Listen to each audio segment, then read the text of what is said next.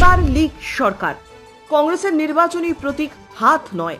শুক্রবার রাহুল গান্ধীর সাংবাদিক বৈঠক মঞ্চের পিছনে বড় হরফে লাল রঙে লেখা হয়েছিল এই কটাক্ষ। তার তলায় প্রধানমন্ত্রী নরেন্দ্র মোদী আর তার দলকে নিশানা করে খোঁচা 7 বছর 70 লিগ 2 কোটি ভুক্তভোগী।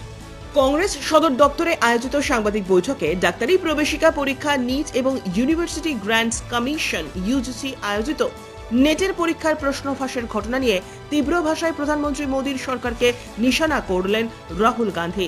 তার কথায়, মধ্যপ্রদেশ ব্যাপমে যে প্রশ্ন ফাঁস দুর্নীতি হয়েছিল, গুজরাট, উত্তরপ্রদেশের মতো রাজ্যে গত কয়েক বছরে ধারাবাহিকভাবে যেমন প্রশ্ন ফাঁসের ঘটনা ঘটেছে, এবার মোদী সেটাই ভারত জুড়ে চালু করতে চাইছেন।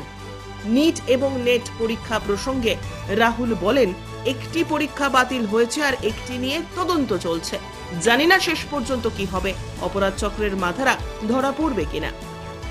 মোদী সরকারের জমানায় কেন্দ্র এবং বিজেপি শাসিত রাজ্যগুলিতে ধারাবাহিক প্রশ্ন ফাঁসের ঘটনায় কয়েক কোটি শিক্ষার্থীর ভবিষ্যৎ নষ্ট হয়েছে দাবি করেছেন রাহুল। কিন্তু তাৎপর্যপূর্ণভাবে পুরো ঘটনাকে নিছক দুর্নীতির মোড়ক দিতে গড়রাজি তিনি। প্রাক্তন কংগ্রেস সভাপতির কথায়, এই সরকার ধীরে ধীরে শিক্ষা ব্যবস্থার দখলদারি চালিয়েছে, শিক্ষা প্রতিষ্ঠানগুলি কবজা করেছে। বিশ্ববিদ্যালয়ের উপাচার্যদের তালিকা দেখুন, বিজেপি এবং তাদের পরিবারের মূল সংগঠনের আরএসএস এর মতাদর্শের মানুষে ভরে রয়েছে। 56 ইঞ্চির ছাতি এখন 30-32 ইঞ্চি হয়ে গিয়েছে, বেলুন চুপসে গিয়েছে। ওর তো টেনশন হবেই। বারাণসীতে কেমন চপ্পল ছোড়া হলো দেখলেন না?